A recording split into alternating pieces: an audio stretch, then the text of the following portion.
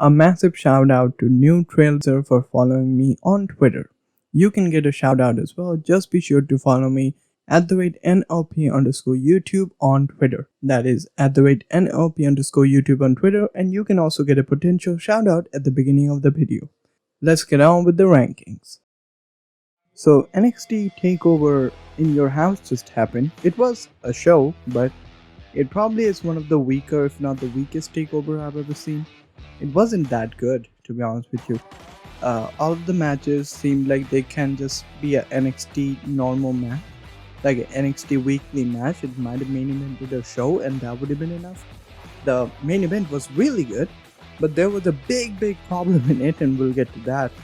And yeah, there were some decent to good matches, but nothing here is at the level that NXT TakeOver usually are. That is concerning because I think NXT is having one of its worst years with creative, and it is absolutely horrible that both of the champions right now are not that good. I'll get to them. Don't worry. This is ranking every single match on NXT TakeOver in Your House 2021 from S to F tier depending on how good they were. Let's begin.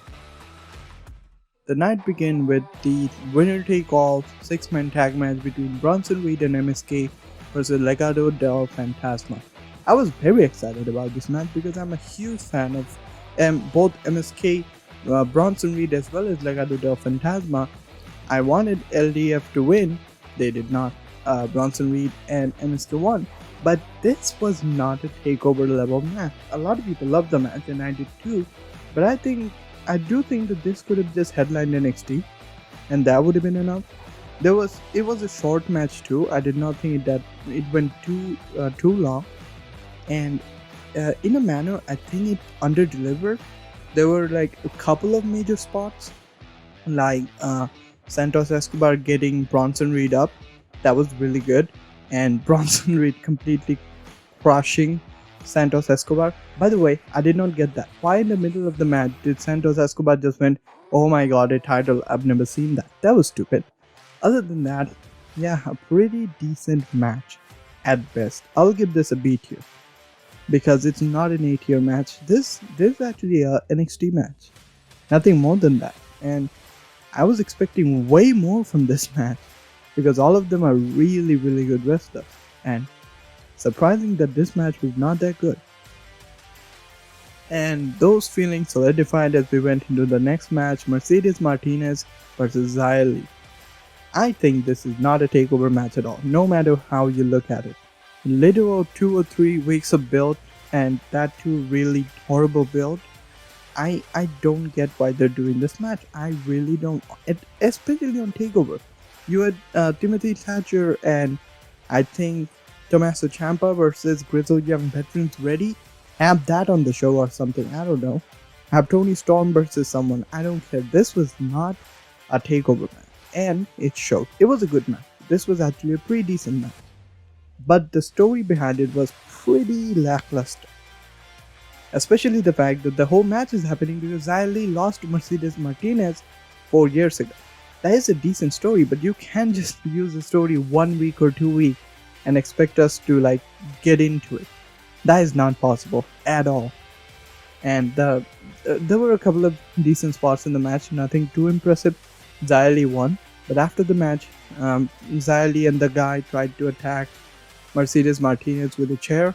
She got the chair, beat them up, and then I don't know her name, Tai or something, got up and attacked Mercedes Martinez.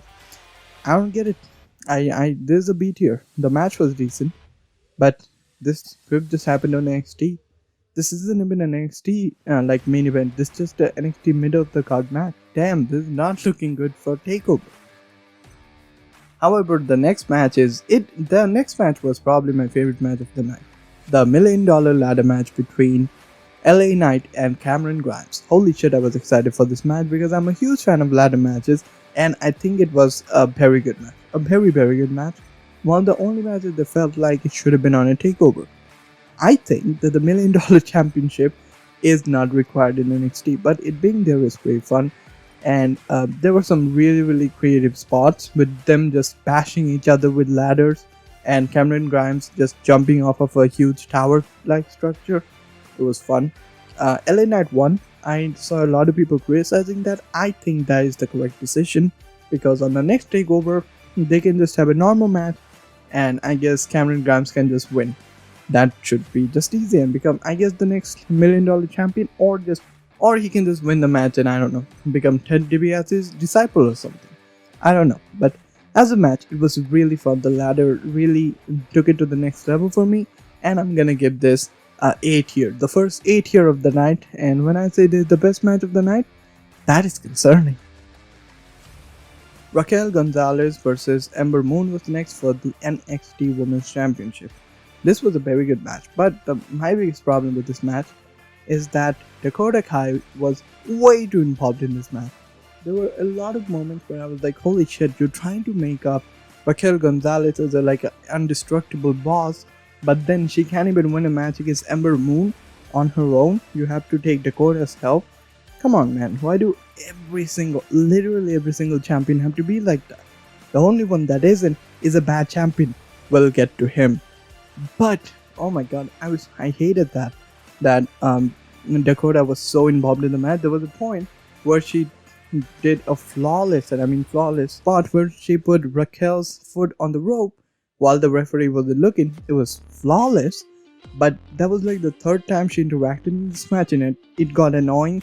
And then Shotzi Blackheart came back and she beat Dakota up, and then it was annoying because then Raquel Gonzalez won, and I think that was the correct decision. But for a match, it was slightly overbooked with way too much Dakota Kai in it. I love Kai, but this is an 8-year match. But if there was much more involvement and they made Raquel Gonzalez into less of a character and less of a dominating boss, I would have honestly given this a B tier. But yeah, a great match, 8 year. And finally, we come to the last match. A lot of people are talking about this, so let's do it. NXT Championship Fatal 5-Way match. Adam Cole versus Johnny Gargano versus Pete Dunne versus Kyle O'Reilly versus Karrion Kross. This was a match that can be split up into two halves. One, where Karrion Kross was in the mix, and two, where he wasn't in the mix. And the first one was a little bit boring, to be honest. Karrion Kross is a good wrestler by all standards, but he is not NXT material, and I feel like he just did not adapt to the other people's style. You can see that Pete Dunne, Johnny Gargano, Adam Cole and Kyle O'Reilly are really good working together. They are four of the best wrestlers in the entire card, in the entire division, hell, in WWE. And then you got Kross, who is like, yeah, I'm big and I can do a suplex. I mean, it's not impressive. When he wasn't in the mix, it was 5 stars. It was absolutely brilliant. But when he was in the mix, it was boring. To be honest, he was doing the same thing again and again and again. People try to beat him up but cannot. Then he somehow gets beaten up by like multiple people. He goes away for a while and they fight for 10 minutes or I guess 5 minutes, and then he comes back. The 5 minutes are really entertaining, but for the next 2 minutes it's boring. And finally he won by choking out Kyle O'Reilly. I will give this an 8 here because it was entertaining, very entertaining, and anything that did not have Karrion Kross in it, I was very excited for it. But I don't think he deserves to be in NXT, or I should say, he does not fit in NXT. He should be on the main roster because I think there are so many people he can have matches with on the main roster that I think can adapt to his style of wrestling. But yes, an 8-year match to finish the entire show. Let's put all of the matches into the rankings leaderboard, and to be fair, I think the MVP of the night was Johnny Gargano, and yeah, he is Johnny Takeover. He's really good. Anyway, thank you everybody so much for watching. Hope you enjoyed. If you did, be sure to let me know in the comments below, and also like, share and subscribe as always. Be sure to follow me on Twitter @NLP. That will help me out a lot. If you want to see any other video, let me know in the comments below. And as always, I'll see you in the next one.